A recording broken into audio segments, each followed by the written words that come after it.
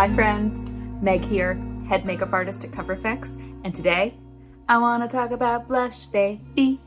Just kidding, I'm not going to do that, I'm not going to rap, but I do want to talk about blush and blush placement and bronzer placement and the way when we change the placement of our blush or bronzer, it changes the way the shape of our face looks. So I'm going to use a couple different things to show this today. Number one is our Monochromatic Blush Duo in Soft Peach. And number two is our Perfector Face Palette, which if you haven't tried this, this is like a one and done palette, great to travel with. You've got contour, you've got blush, you've got two different highlighters, a finishing powder, a brightener. It's got everything that you need to create a full face look aside from, a foundation or concealer. For the longest time, we were told that blush goes on the apples of the cheeks, these little fat places right here. The blush centers there and then gets blended back upward. And there's nothing inherently wrong with that, but let me show you how that looks when you apply it. So I'm gonna take a big fluffy powder brush and I'm gonna use just the matte shade of the Soft Peach. I'm gonna smile and I'm gonna apply to the apples of my cheek. And I'm gonna sweep back a little bit. It's pretty, but when I'm not smiling, the color goes from here and falls a little bit. You have an alternative to this. You can take your blush and instead of going on the apples of the cheek, you can go a little bit higher to the high points of the cheekbone. I'm going to use an angled brush for this. Grab a little bit of the same color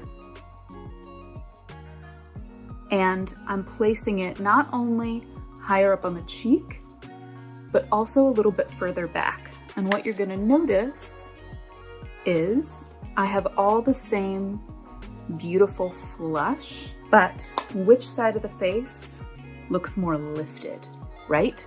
This kind of draws the face down, makes my cheek look a little bit lower, where this really elevates the cheekbone.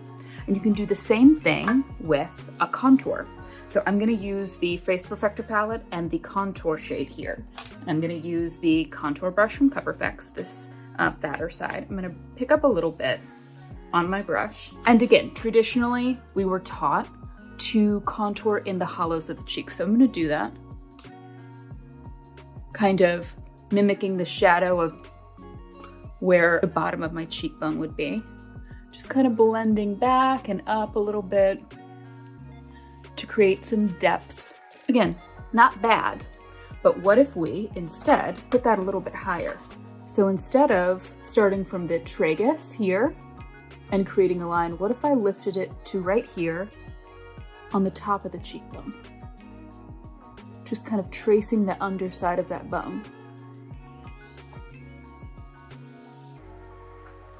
So you can see two very different sides here. Very traditional. I've got this really nice flush kind of all along this cheek, but when you look at the two side by side, this side is all about this wide space of cheek, and this is a very lifted side. Now, here's what's fun. When you put a mask on,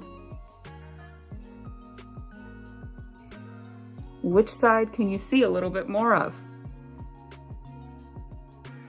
Amazing, right? What you can also do if you want a little bit more of your blush to show when you're wearing your mask is take a bit of it and almost use it closer to the eye. You can kind of even bring it in towards the eye a little bit and kind of loop it around almost in a C shape.